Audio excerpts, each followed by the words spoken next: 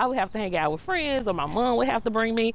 Call it a walk down memory lane for Yolanda Spinks. There was always some kind of activities for the community. Just to remember, going to the community center, playing in the park. Moments from childhood made right here at Riverview Park. Like, this is my stomping ground. Spinks still lives in South Memphis, where she was born and raised, surrounded by a village.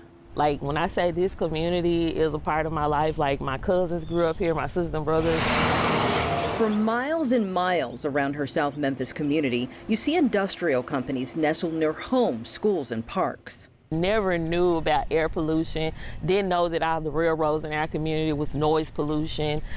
Just didn't put two and two together, like, this is my community. Sometimes it didn't smell pleasant, it smelled like rotten eggs or something. Spinks says it was their normal. No one really talked about it. Nobody talked about it. It was just there. Are you okay with pushing back? These days, Spinks uses her voice to sound the alarm as an environmental justice advocate. This is not happenstance. This is not on accident. Pollution in this community is killing people. It's killing my people. Shelby County is home to 85 toxic release facilities, according to the Environmental Protection Agency. A closer look when considering the toxicity of the chemicals and the potential health impact from long-term exposure shows Southwest Shelby County, South and North Memphis are hit with almost half of the county's toxic releases. Even with the rules and the regulations, including this community where I shared a park bench with Spinks. I should be able to breathe clean air, drink clean water, have clean soil, no matter my zip code. There are more polluters in Southwest Memphis than you would expect to see in most big cities. Patrick Anderson is an attorney with the Southern Environmental Law Center.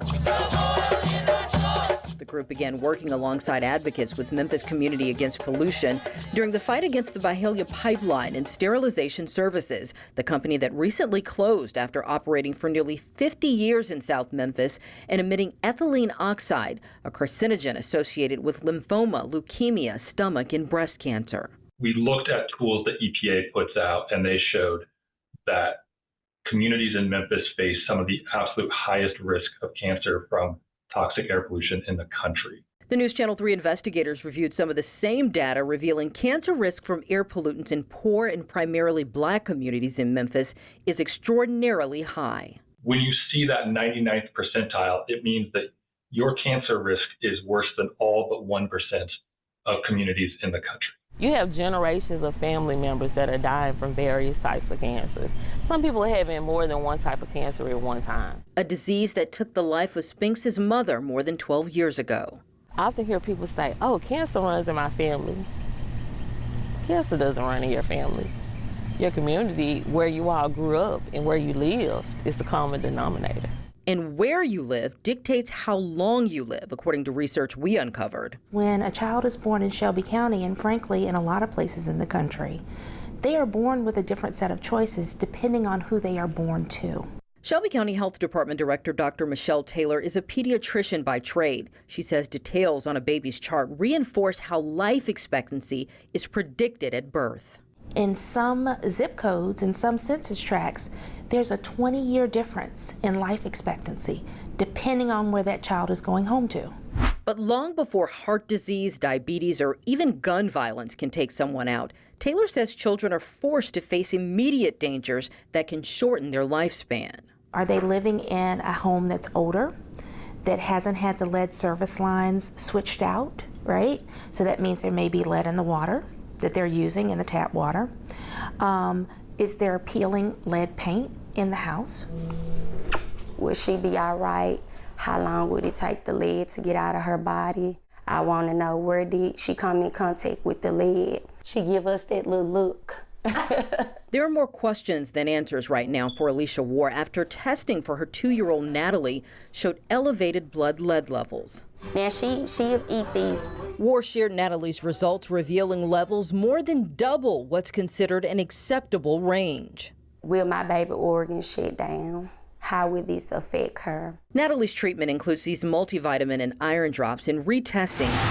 Their family lives in a recently remodeled home in the Alcee Ball community. Peach house right here. But for years were nearby in a house built in the 1940s. Ward doesn't know how the lead got into little Natalie's system. Children living in older homes built before 1978, when the U.S. banned lead paint, are at greater risk for lead poisoning. This is something serious, very serious. Since 2019, the Department of Housing and Urban Development has awarded the city and county more than $10 million to help get lead paint out of homes. Just under 200 have been remediated, according to HUD, a number representing only a fraction of the estimated 200,000 plus homes in Memphis built before 1978.